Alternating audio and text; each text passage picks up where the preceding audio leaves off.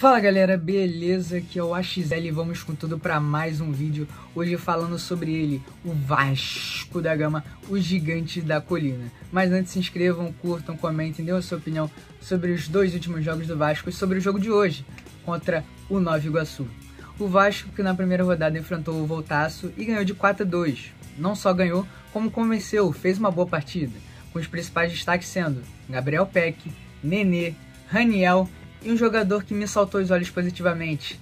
Abram o olho, torcedor vascaíno, abram o olho. O Juninho, camisa 50, que fez o quarto gol do Vasco. Jogou muito bem e parece que vai despontar nesse ano de 2022 e vai ajudar muito o Vasco.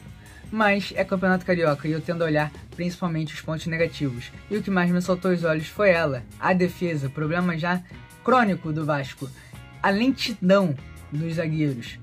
Na hora de trocar o passe, na hora de se deslocar, o Volta Redonda, no último bloco, estava fazendo uma marcação não tão sufocante e mesmo assim, em alguns momentos, né, estava levando a melhor, porque os jogadores do Vasco, além de um passe ruim, né, os quatro da defesa, tem um passe ruim e pouco deslocamento. Os jogadores não se deslocavam, não saíam da marcação para receber a bola. Isso foi muito ruim, tanto que foi um dos motivos do Vasco ter tomado o primeiro gol do Volta Redonda.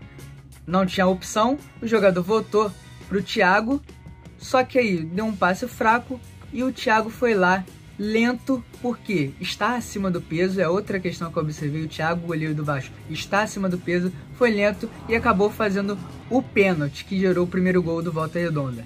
Além de estar acima do peso, o Thiago não me gerou confiança nenhuma, não só a mim, como ao torcedor do Vasco, como ao time do Vasco. E esse é um ponto que talvez seja crucial na temporada do Vasco. Eu acho que a torcida vai chiar muito com o goleiro Thiago ainda. E vai chiar com o Bruno Nazário, que apesar de ter feito um bom jogo, cara, pô, a torcida do América no ano passado chiava com ele. A torcida do Botafogo no ano retrasado chiava com ele. A tendência é que a torcida do Vasco continue chiando com o Bruno Nazário.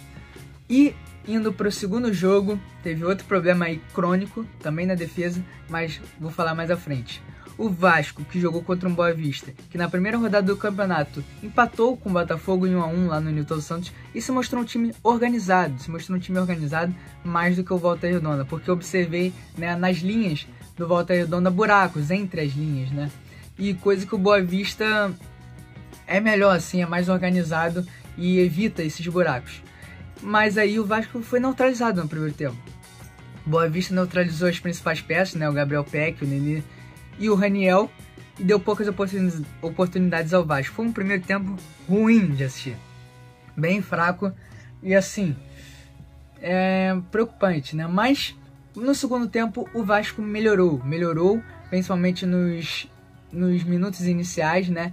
Fez uma pressão no Boa Vista e com um ânimo diferente foi lá, com o passe do Nenê, e sempre ele, Nenê, no Carioca, ele é um monstro, ele voa, achou um passe muito bonito, e o Raniel foi lá e marcou, e se tornou o artilheiro isolado do Vasco nesse início da temporada, com 2 gols em 2 jogos, né?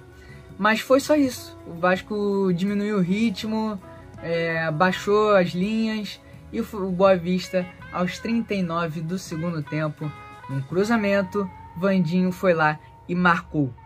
E é esse outro problema crônico da defesa vascaína. A bola aérea. A torcida do Vasco no passado teve pesadelos com a bola aérea. E na minha visão, parece que vai continuar tendo. Não me tira da cabeça que o Zé Ricardo vai meio que tampar os olhos e vai continuar sem consertar esse problema do Vasco. É muito preocupante. Eu sei que são só 2 rodadas do Campeonato Carioca. Tem que ter tempo, lógico. Mas não me traz assim que o Zé Ricardo vai mudar isso. Vejamos, né? E hoje, às 9h35 da noite, o Vasco vai para sua terceira partida no Campeonato Carioca, enfrentando o Nova Iguaçu. Nova Iguaçu que vem de dois resultados ruins, né? Primeiro, na primeira rodada, né? Empatou em 0-0 com o Audax, com um time fraco, do Audax fraco. E na segunda rodada perdeu pro Resende de 1-0. Ou seja, o Nova Iguaçu chega até aqui sem ter marcado nenhum gol na competição e forte favorito a ficar em último na tabela do Campeonato Carioca. Está em penúltimo, né? Só à frente do Voltaço. Os dois têm 1 ponto, né?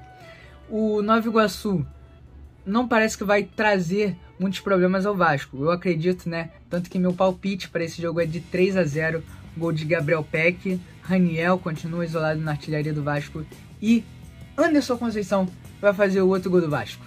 E com certeza o Nenê também dará uma assistência. Basta saber quem que vai ganhar esses quinhentolas do Raniel. O jogo, como eu falei, será 9h35 da noite, em São Januário, transmitido na Record TV e também no Gaulês, no Flow Esporte Clube e no Kazé, na Twitch. E assim, eu acho que o Vasco vai ganhar. Acho que o Vasco vai ganhar, né? Vai convencer.